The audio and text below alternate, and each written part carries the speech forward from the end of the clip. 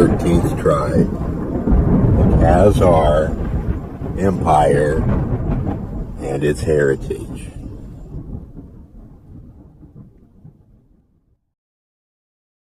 King Joseph's reply is less accomplished and moving than Hassadi's letter. No wonder, as Cassell remarks, scholarship and culture reigned not among the Jews of Volga, but on the rivers of Spain. The highlight of the reply is the story of the conversion, already quoted. No doubt Joseph, too, employed a scribe for penning it, probably a scholarly refugee from Byzantium. Nevertheless, the reply sounds like a voice out of the Old Testament compared to the polished cadences of the 10th century modern statesman. It starts with a fanfare of greetings, then reiterates the main contents of Hassadi's letter, proudly emphasizing that the Khazar kingdom gives the lie to those who say that the sceptre of Judah has forever fallen from the Jews' hands, and that there is no place on earth for a kingdom of their own. This is followed by a rather cryptic remark to the effect that already our fathers have exchanged friendly letters which are preserved in our archives and are known to our elders. Joseph then proceeds to provide a genealogy of his people. Though a fierce Jewish nationalist, proud of wielding the scepter of Judah, he cannot and does not claim for the Semitic descent. He traces their ancestry not to Shem, but to Noah's third son, Japheth, or more precisely to Japheth's grandson, Togarmah, the ancestor of all Turkish tribes. We have found in the family registers of our fathers, Joseph asserts boldly, that Togarmah has 10 sons, and the names of their offsprings are as follows: Olgar, Dursu, Avars, Huns, Basili, Turnach, Khazars, Zagora, Bulgars, Sabir. We are the sons of Khazar the seventh. The identity of some of these tribes, with names spelt in the Hebrew script, is rather dubious, but that hardly matters. The characteristic feature in this genealogical exercise is the amalgamation of Genesis with Turkish tribal tradition. After the genealogy, Joseph mentions briefly some military conquests by his ancestors which carried them as far as the Danube. Then follows at great length the story of Bolan's conversion. From this day onwards, Joseph continues, the Lord gave him strength and aided him. He had himself and his followers circumcised and sent for Jewish sages who taught him the law and explained the commandments. There follow more boasts about military victories, conquered nations, etc., and then a significant passage. After these events, one of his Bulan's grandson became king. His name was Obadiah. He was a brave and venerated man who reformed the rule, fortified the law according to tradition and usage, built synagogues and schools, assembled a multitude of Israel's sages, gave them lavish gifts of gold and silver, and made them interpret the 24 sacred books, the Mishnah, precepts, and the Talmud, and the order in which the liturgies are to be said. This indicates that about a couple of generations after Bulan, a religious revival or reformation took place, possibly accompanied by a coup d'etat on the lines of evangelized by Artamanov. It seems indeed that the Judaization of the Khazars proceeded in several steps. We remember that King Bulan drove out the sorcerers and idolaters before the angel appeared to him, and that he made his covenant with the true God before deciding whether he was the Jewish, Christian, or Muslim God. It seems highly probable that the conversion of King Bulan and his followers was another intermediary step, that they embraced a primitive or rudimentary form of Judaism based on the Bible alone, excluding the Talmud, all rabbinical literature, and the observances derived from it.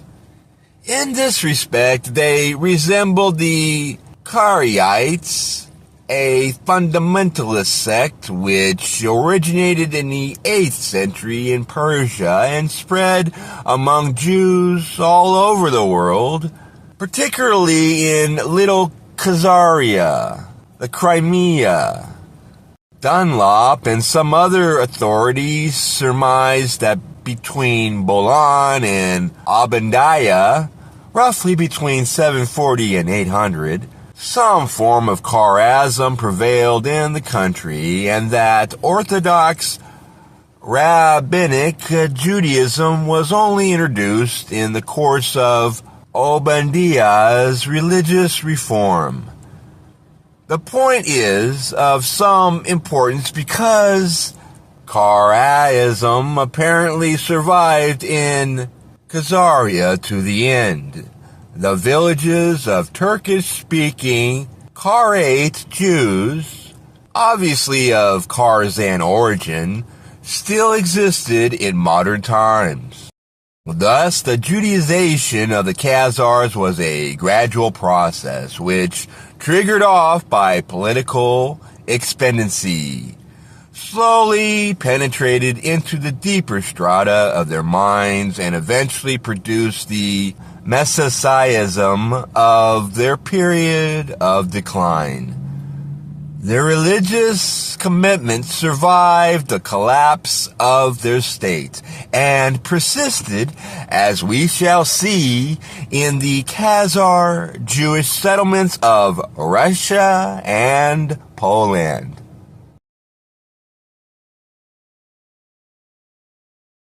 After mentioning Obadiah's religious reforms, Joseph gives a list of his successors. Hizkiah, his son, and his son Manasseh, and Chanukah, the brother of Obadiah, and Isaac, his son, Manasseh, his son, Nissi, his son, Menahem, his son, Ben-Amin, his son, Aaron, his son, and I am Joseph, son of Aaron the Blessed.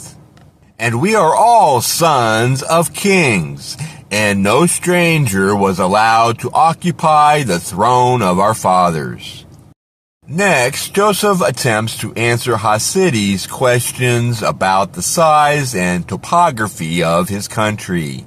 But he does not seem to have a competent person at his court who could match the skill of the Arab geographers, and his obscure references to other countries and nations add little to what we know from Ibn Hakal, Masudi, and the other Persian and Arabic sources. He claims to collect tribute from 37 nations, which seems a rather tall proposition. Yet Dunlop points out that 9 of these appear to be tribes living in the Khazar heartland. and the remaining 28 agree quite well with Ibn Fadlan's mention of 25 wives, each the daughter of a vassal king, and also with Eldad Hadani's dubious tales. We must further bear in mind the multitude of Slavic tribes among the upper reaches of Dnieper and as far as Moscow, which, as we shall see, paid tribute to the Khazars. However that may be, there is no reference in Joseph's letter to a royal heirloom, only a mention of a single queen and her maids and eunuchs. These are said to live in one of the 3 boroughs of Joseph's capital, Etil. In the second live, Israelites, Ishmaelis, Christians, and other nations who speak other languages, the third, which is an island. I inhabit myself with the princess, bondsmen, and all the servants that belong to me. We live in the town through the whole of winter, but in the month of Nisan, March through April, we set out and everyone goes to labor in his field and his garden. Every clan has his hereditary estate, for which they head with joy and jubilation. No voice of an intruder can be heard there. No enemy is to be seen. The country does not have much rain, but there are many rivers with a multitude of big fish and many sources, and it is generally fertile and fat in its fields and vineyards, gardens, and orchards, which are irrigated by the rivers and bear rich fruit. And with God's help, I live in peace. The next passage is devoted to the date of the coming of the Messiah.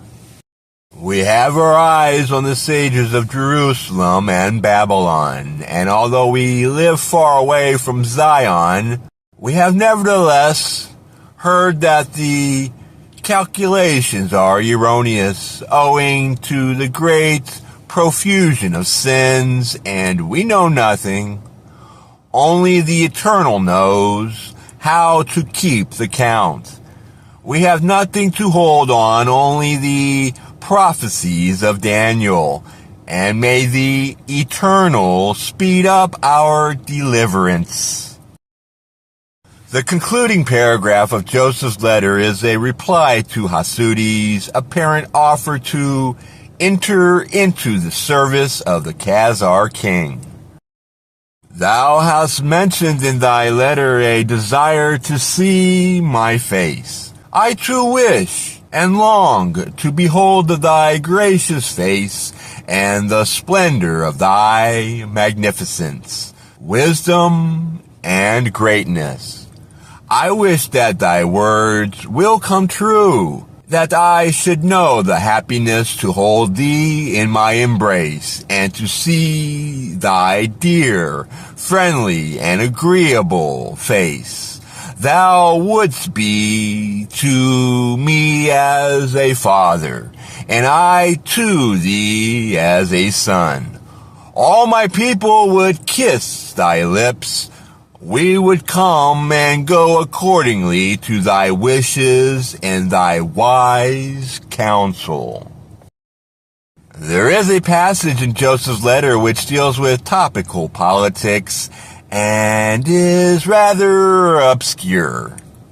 With the help of the Almighty, I guard the mouth of the river, the Volga, and do not permit the Rus, who come in their ships to invade the land of the Arabs.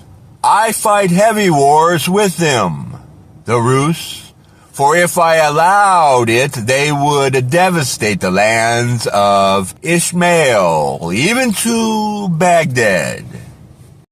Joseph here appears to pose as the defender of the Baghdad Caliphate against the Norman Rus raiders. This might seem a little tactless in view of the bitter hostility between the Umayyad Caliphate of Cordoba, which Hasidi is serving, and the Abbasid Caliphs of Baghdad. On the other hand, the vagaries of Byzantine policy towards the Khazars made it expedient for Joseph to appear in the role of a defender of Islam. Regardless of the schism between the two caliphates, at least he could hope that Hasidi, the experienced diplomat, would take the hint. The meeting between the two correspondents, if ever seriously intended, never took place. No further letters, if any were exchanged, have been preserved. The factual content of the Khazar correspondence is meager and adds little to what was already known from other sources. Its fascination lies in the bizarre, fragmentary vistas that it conveys. Like an erratic searchlight focusing on disjointed regions in the dense fog that covers the period.